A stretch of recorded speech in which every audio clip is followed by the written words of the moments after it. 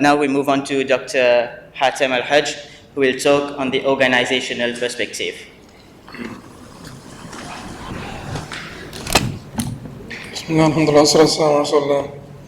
I thought he was going to introduce me again, tell you that I have 4 kids and, all that stuff and share.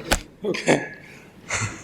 And I only have 8 minutes, so if you use like 2 of these minutes but at any rate, the organization level, I was supposed to talk to you about the youth perspective, right? But we'll talk about recommitment as an organization or on the organizational level. And oftentimes we try to reinvent the wheel, and that is not a good practice, because if there is a wheel, don't reinvent it. You'll waste time for no good purpose, and you'll waste a lot of resources. So we can look at the organizations that are around us and find why they succeeded, and we try to commit to the successful models. And if you look at the Islamic movements in the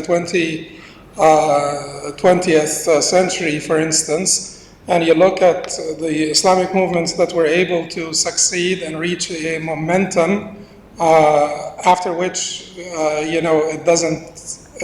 it is very, very difficult for a movement to fade out after it reaches that momentum. You will find that you have like movements like Al-Ikhwan al-Muslimun, for instance, Jama'at Islami, Tabligh and Da'wah, Salafi movements. The idea that made those movements reach that momentum is that there was a good idea. There was a good idea. And someone was devoted to that good idea, sincere to that good idea.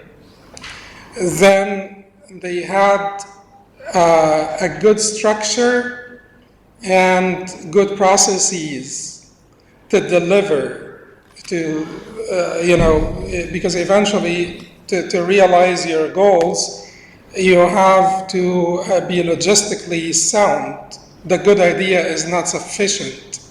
The good idea with pure intentions are not sufficient. In order for you to actually capitalize on this good idea and pure intentions and to cultivate the fruits of your work, you will have to have a sound structure and sound processes.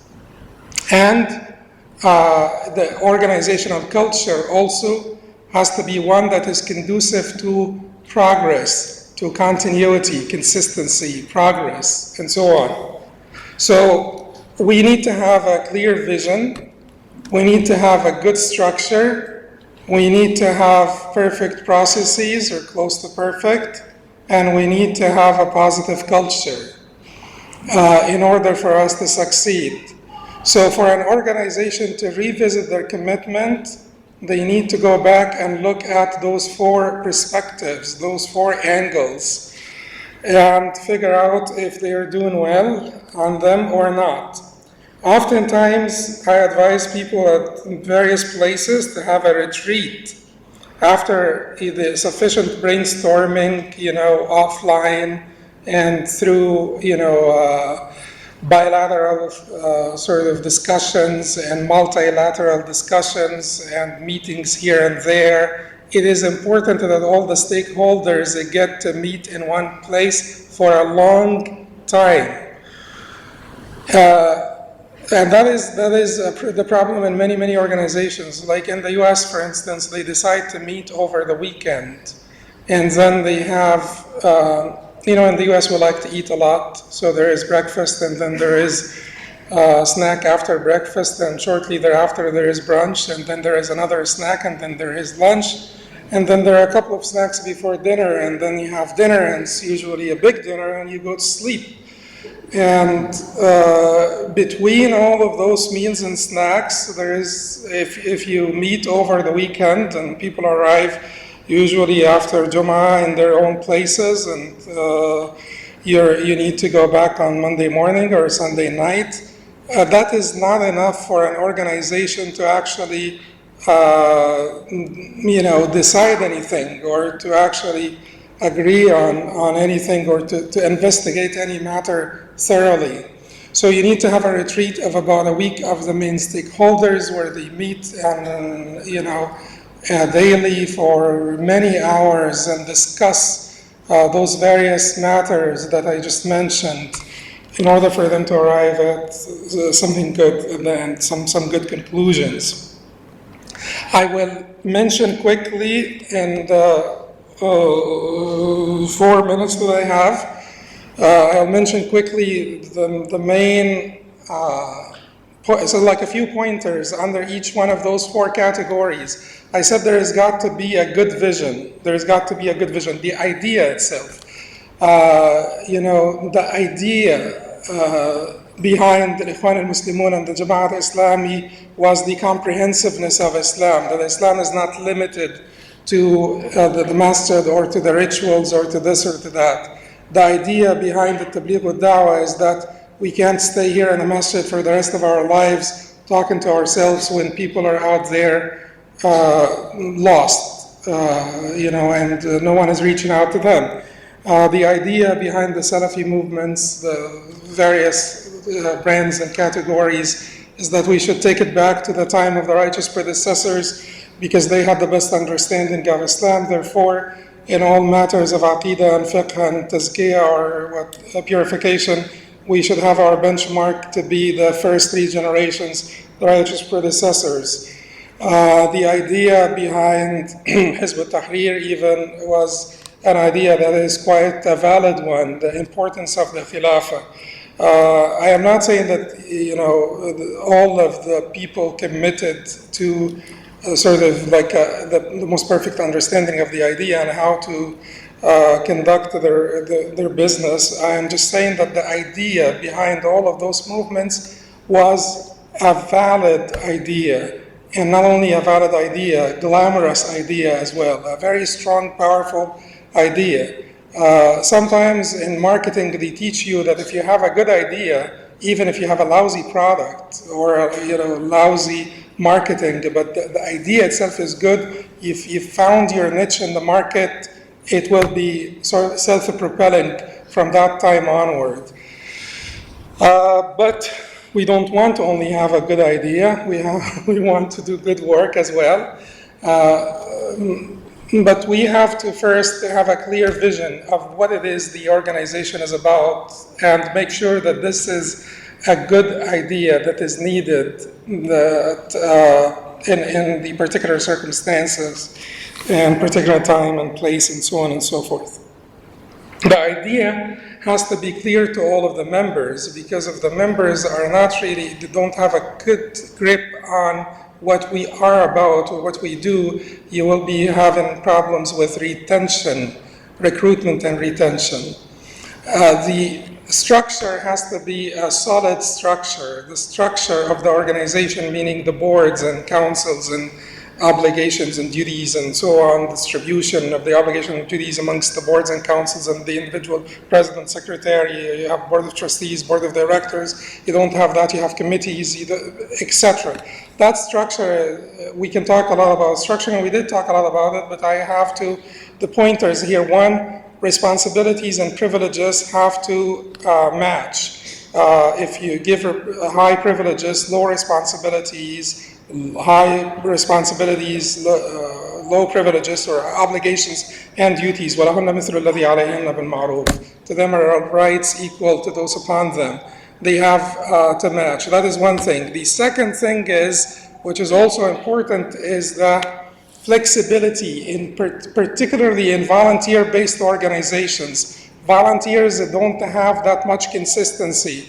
Employees work 8 to 5, Monday through Friday. You're sure that they work, all the year round. Volunteers are very, very difficult to manage, very difficult to deal with. Therefore, the structure has to be flexible. So those volunteers who are incapable of delivering, discharging their obligations, they have to be sent to the back, and others have to be pushed to the front for the ship to continue sailing.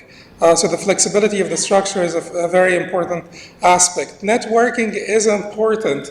Being connected to organizations other than yours is quite important because the world of today does not actually recognize small entities. There is no room for small entities in today's world. As much as that is applicable in business, it is applicable also for non-for-profit organizations and non-for-profit work. So you need to be connected and networked to a bigger organization. Your youth need to feel that the ship is not sailing alone in the big ocean with high waves. There is a fleet of ships surrounding it. The idea of so that's the vision and structure. The process, we have to have clear process that is, we have to have a very clear process. And I will mention two things about the issue of the process may be the part that is neglected by some. But like I told you, if you're connected to like another organization or, they would have processes. So you take the processes and copy them, and instead of you reinventing the wheel, you just take their processes and copy them, because the issue of the process is the most sticky issue.